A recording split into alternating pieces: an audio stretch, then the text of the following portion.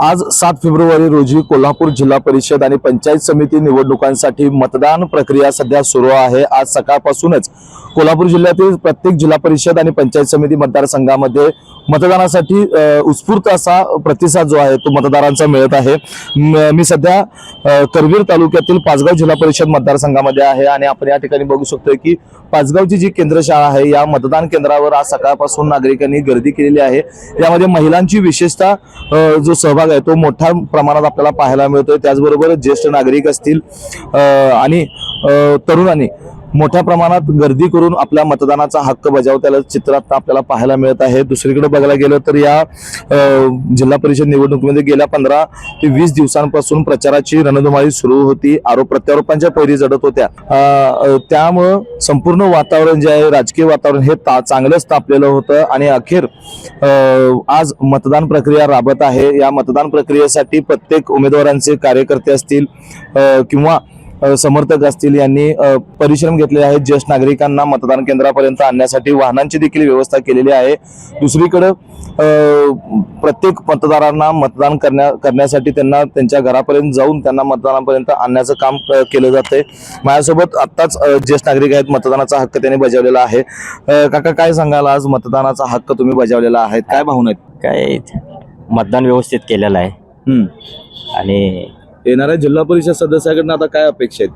जिल्हा परिषद सभेत आता राहिलेली कामं त्यांनी पूर्ण करावीत सगळे, तेवढीच अपेक्षा, बाकी काय। तर बघितलं की आता या जिल्हा परिषद निवडणुकीनंतर जी काही आपल्या गावाचा विकास असेल किंवा जिल्हा परिषद मतदारसंघाचा विकास असेल, या मतदारसंघाचा संपूर्ण जो विकास आहे तो किंवा प्रलंबित जी काही कामे आहेत ती कामं आता पूर्ण व्हावीत अशी प्रतिक्रिया या काकांनी आपल्या समोर व्यक्त केलेली आहे।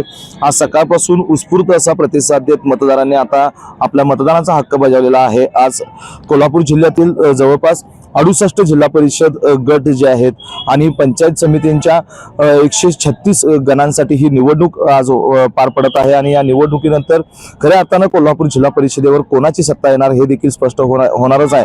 येत्या 9 फेब्रुवारीला याबाबतचा मतमोजणी होणार आहे। प्रत्येक तालुक्याच्या ठिकाणी ही मतमोजणी केली जाणार आहे। कोल्हापूर जिल्ह्यातील विशेषतः बघायला गेलं तर करवीर आणि राधानगरी तालुक्यामध्ये जी चुरस आहे ती प्रचारादरम्यान आपल्याला पाहायला मिळते आणि याच ठिकाणी मोठ्या ईर्षेने मतदान होण्याची शक्यता आहे। प्रत्येक उमेदवारांचा जो हट्ट आहे की मतदानची टक्केवारी जी आहे ती वाढण्यासाठी ते प्रयत्न करत असल्याचं चित्र सध्या कोल्हापूर जिल्ह्यातील ग्रामीण भागामध्ये पाहायला मिळतंय। यानंतर एकंदरीत आज संध्याकाळपर्यंत किती टक्के मतदान होतं हे देखील पाहणं तितकंच महत्त्वाचं ठरणार आहे। या संपूर्ण पार्श्वभूमीवर अनेक ठिकाणी काही ठिकाणी वातावरण जे आहे ते तणावपूर्ण बनलेलं आहे। आत्ताच मी ज्यावेळेला पाचगावमध्ये पोहोचतो तर पाचगावमध्ये आपल्याला बघायला मिळालं की भानामती सारखा भयानक प्रकार पाचगावच्या ओढ्याच्या पुलावर रस्त्याच्या मधोमध लिंबू असतील, नारळ असतील आणि विविध फळे ठेवून हळदी कुंकू त्यावर घालून एवढा पाचगावच्या या परिसरामध्ये भानामतीचा प्रकार भयानक प्रकार या ठिकाणी आढळून आलेला आहे।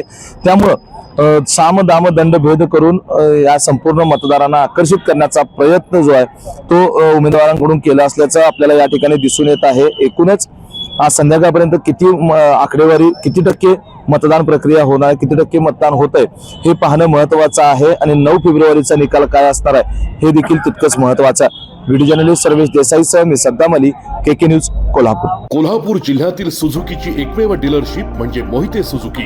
16 वर्षांच्या प्रदीर्घ अनुभवासोबत तुम्हाला इथे मिळेल सेल्स, सर्व्हिसेस आणि स्पेअर्स एकाच छताखाली। 18% GST सह विविध योजनांचा लाभ घेण्यासाठी भेट द्या मोहिते सुझुकी, काळा नाका, कोल्हापूर। मोहिते सुझुकी, उद्यमनगर, कोल्हापूर आणि मोहिते सुझुकी, सानेगुरुजी, कोल्हापूर।